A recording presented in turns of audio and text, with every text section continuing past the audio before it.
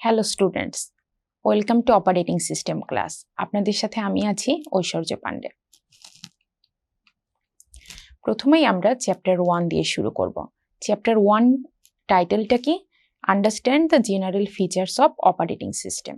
এরপর আমরা আলোচনা করব কার্নেল নিয়ে, কার্নেলের ধারণা। কার্নেল কি? কার্নেল হলো অপারেটিং সিস্টেমের কেন্দ্রীয় অংশ। এটি কম্পিউটারের হার্ডওয়্যার এবং সফটওয়্যারের মধ্যে কি সেতু বন্ধন, এটাকে আমরা কি বলতে পারি? ব্রিজ বলতে পারি, হিসেবে কাজ করে। তাহলে কি কম্পিউটার হার্ডওয়্যার এবং সফটওয়্যারের মধ্যে ব্রিজ হিসেবে কাজ করে কে? কার্নেল। তাহলে আমি তাকে কিভাবে লিখতে পারি? হার্ডওয়্যার আর হচ্ছে সফটওয়্যার, এদের মধ্যে ব্রিজ হিসেবে কাজ করে কে? Kernel, right?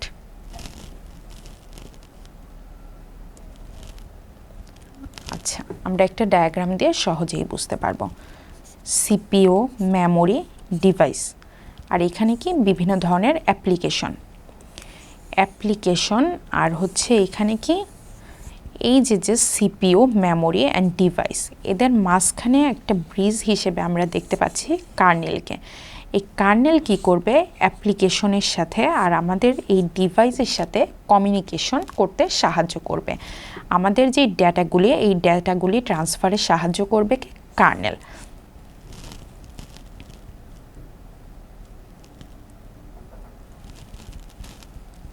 আমরা এটাকে এইভাবেও বুঝতে পারি, সাপোজ ইউজার, তাই না? ইউজার কোনো একটা রিসোর্সের প্রয়োজন, তাই না? ইউজার অপারেটিং সিস্টেমের অ্যাক্সেসের প্রয়োজন, বা অপারেটিং সিস্টেম না, ইউজারের হার্ডওয়্যার অ্যাক্সেস প্রয়োজন। ইউজারের এই হার্ডওয়্যার অ্যাক্সেস কি ইউজার অটোমেটিক্যালি নিতে পারবে? একজন ইউজার কিন্তু ডিরেক্টলি এই হার্ডওয়্যারকে কি করতে পারে না?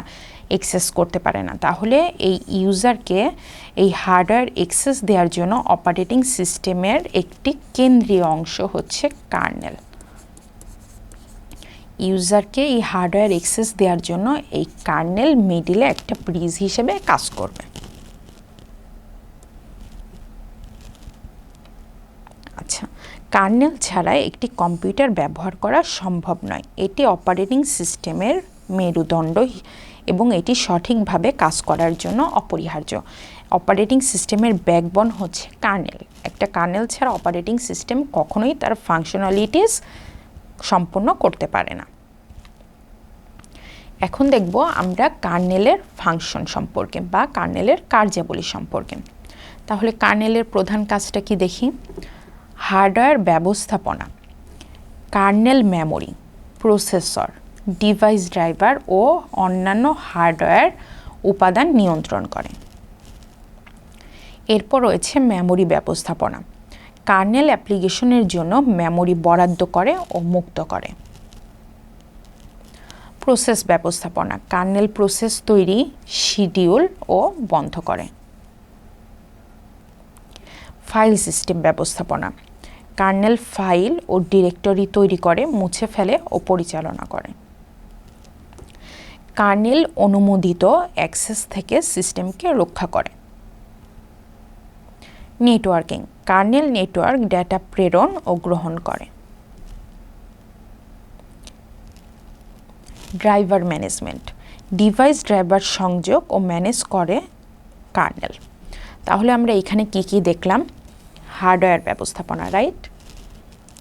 মেমোরি ব্যবস্থাপনা, প্রসেস ব্যবস্থাপনা, ফাইল সিস্টেম ব্যবস্থাপনা, সিকিউরিটি, নেটওয়ার্কিং, ড্রাইভার ম্যানেজমেন্ট, এইগুলি হচ্ছে আমাদের কার্নেলের ফাংশনালিটিস।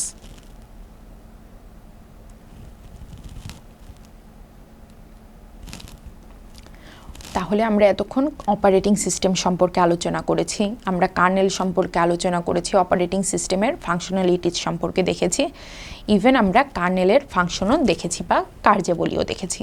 তাহলে এখন আমরা দেখব অপারেটিং সিস্টেম এবং কার্নেল, এদের মধ্যে পার্থক্যটা কি। এতক্ষণে আমরা সবাই অলরেডি বুঝে গেছি যে অপারেটিং সিস্টেম আর কার্নেল এই দুইটির মধ্যে কি কি পার্থক্য রয়েছে। তাহলে এখন আমরা একটু দেখে নিয়ে আসুন। প্রথমেই সংজ্ঞা। অপারেটিং সিস্টেম কি একগুচ্ছ প্রোগ্রাম যা কম্পিউটারের হার্ডওয়্যার ও সফটওয়্যার পরিচালনা করে। দ্যাট মিন্স ইউজার অ্যান্ড হচ্ছে কম্পিউটার হার্ডওয়্যার এদের মধ্যে ইন্টারফেস হিসেবে কাজ করে কে অপারেটিং সিস্টেম। তাহলে কার্নেলটা কি? কার্নেল হচ্ছে অপারেটিং সিস্টেমের কেন্দ্রীয় অংশ।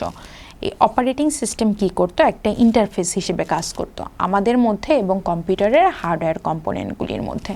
আর এই অপারেটিং সিস্টেমেরই একটা অংশ হচ্ছে কি কার্নেল, যেটাই হার্ডওয়্যার এবং সফটওয়্যারের মধ্যে সেতু বন্ধন হিসেবে কাজ করে। তাহলে কার্নেলটা কি? কার্নেলটা হচ্ছে ব্রিজ আর অপারেটিং সিস্টেম হচ্ছে ইন্টারফেস। এর পরবর্তীতে আমরা দেখি কাজ।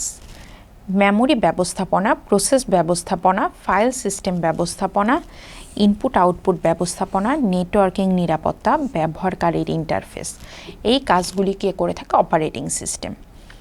আর কার্নেল কোন কাজগুলি করে থাকে?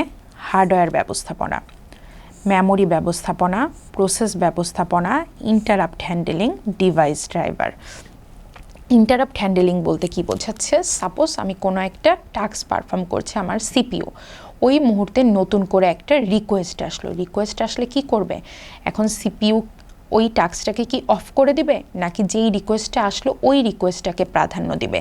তার মানে এখানে ইন্টারাপ্টটাকে হ্যান্ডেল করার একটা টপিক চলে আসছে। এই ইন্টারাপ্টটাকে হ্যান্ডেল করবে কে? কার্নেল। অপারেটিং সিস্টেমকে আমরা বলে থাকি বেশি জটিল, আর কার্নেল অপারেটিং সিস্টেমের তুলনায় কম জটিল। অপারেটিং সিস্টেম বড় আকারের, কার্নেল হচ্ছে ছোট আকারের। প্রোগ্রামিং ভাষা, বিভিন্ন ধরনের প্রোগ্রামিং ভাষায় অপারেটিং সিস্টেম লেখা হয়, আর সাধারণত আমরা কার্নেল সি ভাষায় লিখে থাকি বা সি ল্যাঙ্গুয়েজ। এখন উদাহরণগুলির দিকে আমরা একটু লক্ষ্য করি। অপারেটিং সিস্টেমের উদাহরণ কি? IOS, Android, Linux, Mac operating system, Windows operating system. এই অপারেটিং সিস্টেমগুলির মধ্যে সবচেয়ে বেশি আমরা কোনটা ব্যবহার করে থাকি? উইন্ডোজ। কেন?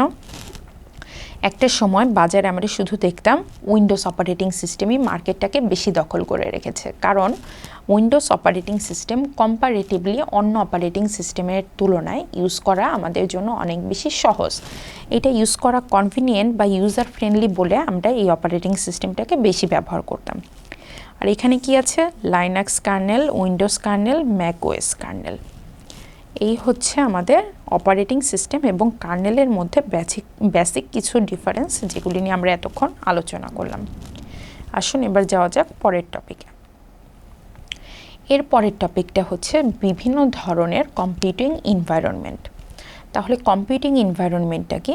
কম্পিউটিং এনভায়রনমেন্ট বলতে টেকনোলজি অবকাঠামো এবং সফটওয়্যার প্ল্যাটফর্মগুলিকে নির্দেশ করে, যা কম্পিউটার অ্যাপ্লিকেশনগুলিকে ডেভেলপ, পরীক্ষা, স্থাপন ও চলাচলের জন্য ব্যবহৃত হয়। বিভিন্ন কম্পিউটার ডিভাইস এবং যোগাযোগ প্রক্রিয়ার উপর ভিত্তি করে বিভিন্ন ধরনের কম্পিউটিং এনভায়রনমেন্ট বিদ্যমান। তাহলে আমরা এখানে কি দেখলাম? কম্পিউটিং এনভায়রনমেন্ট একটু সামারাইজ করে। কম্পিউটিং এনভায়রনমেন্ট হচ্ছে টেকনোলজি অবকাঠামো এবং সফটওয়্যার প্ল্যাটফর্ম এগুলিকে নির্দেশ করে, যা কম্পিউটার অ্যাপ্লিকেশনগুলোকে ডেভেলপ, পরীক্ষা, স্থাপন ও চলাচলের জন্য ব্যবহৃত হয়। তাহলে টেকনোলজির অবকাঠামো এবং সফটওয়্যার প্ল্যাটফর্ম যা আমাদের কি করতে? অ্যাপ্লিকেশন ডেভেলপ করতে এবং চালনা করার জন্য এবং পরীক্ষা করার জন্য ব্যবহার করা হয়। তাহলে এবার আমরা বিভিন্ন ধরনের কম্পিউটিং এনভায়রনমেন্ট নিয়ে আলোচনা করি। প্রথমেই কি? Traditional environment. ট্রেডিশনাল এনভায়রনমেন্টটা কি? ট্রেডিশনাল কম্পিউটিং যে ব্যবহারকারী স্ট্যাটিক মেমোরি বরাদ্দ করে। স্ট্যাটিক মেমোরিটা কি? যেই মেমোরিটা আমরা চেঞ্জ করতে পারি না। এটি প্রধানত একক ব্যবহারকারী অপারেটিং সিস্টেমের জন্য উপযোগী। কৌশলটিতে একটি নির্দিষ্ট অপারেটিং সিস্টেম থাকবে, যা ওই নির্দিষ্ট কম্পিউটার সিস্টেমের সকল কাজ সম্পাদন করবে। তাহলে সামারাইজ করলেও আমরা কি বলতে পারি? প্রধানত একক ব্যবহারকারী সিঙ্গেল ইউজার অপারেটিং সিস্টেমের জন্য আমাদের এই ট্রেডিশনাল এনভায়রনমেন্টটা প্রযোজ্য। কিসের জন্য? Single user, right? এরপরে কি? Real time embedded. আচ্ছা, মোবাইল কম্পিউটিং। মোবাইল কম্পিউটিং বলতে হ্যান্ডহেল্ড স্মার্টফোন এবং ট্যাবলেট কম্পিউটারকে বোঝায়। এই ডিভাইসগুলো পোর্টেবল এবং ওজনে হালকা। এই মোবাইল কম্পিউটিংয়ে যেই ডিভাইসগুলো থাকে আমরা সহজে এই ডিভাইসগুলোকে কি করতে পারি, এক স্থান থেকে অন্য স্থানে স্থানান্তর করতে পারি। এরপরে আছে personal computing environment. Personal computing এনভায়রনমেন্টগুলি কি, আমরা ব্যক্তিগত ব্যবহারের জন্য, তাই না? এরপর আছে ডিস্ট্রিবিউটেড কম্পিউটিং সিস্টেম। এখন ডিস্ট্রিবিউটেড বলতে কি বোঝাচ্ছে? ডিস্ট্রিবিউটেড সিস্টেম হলো ফিজিক্যালি আলাদা ভিন্ন ধর্মী কম্পিউটার সিস্টেমের একক সংগ্রহ। এরপর আছে cluster computing environment. Peer to peer computing environment. Peer to peer কি, আমরা একটু আগে দেখলাম হচ্ছে ডিস্ট্রিবিউটেড, তাই না? এই ডিস্ট্রিবিউটেড কম্পিউটিং এনভায়রনমেন্টের আরেকটা স্ট্রাকচার হচ্ছে পিয়ার টু পিয়ার কম্পিউটিং। এরপর আছে client server computing environment. Virtualisation কম্পিউটিংয়ের পর আছে হচ্ছে টাইম শেয়ারিং কম্পিউটিং এনভায়রনমেন্ট। এরপর আছে ক্লাউড কম্পিউটিং। এই ছিল বিভিন্ন ধরনের কম্পিউটিং এনভায়রনমেন্ট যেগুলি আমরা কম্পিউটারে দেখে থাকি এবং যেগুলি আমাদের কি করে, যোগাযোগ প্রক্রিয়ার উপর ভিত্তি করে আমরা এই বিভিন্ন ধরনের কম্পিউটিং এনভায়রনমেন্টগুলি দেখতে পাই। আজকের ক্লাস এই পর্যন্তই। পরবর্তীতে দেখা হবে নতুন টপিক নিয়ে। ধন্যবাদ, ভালো থাকবেন।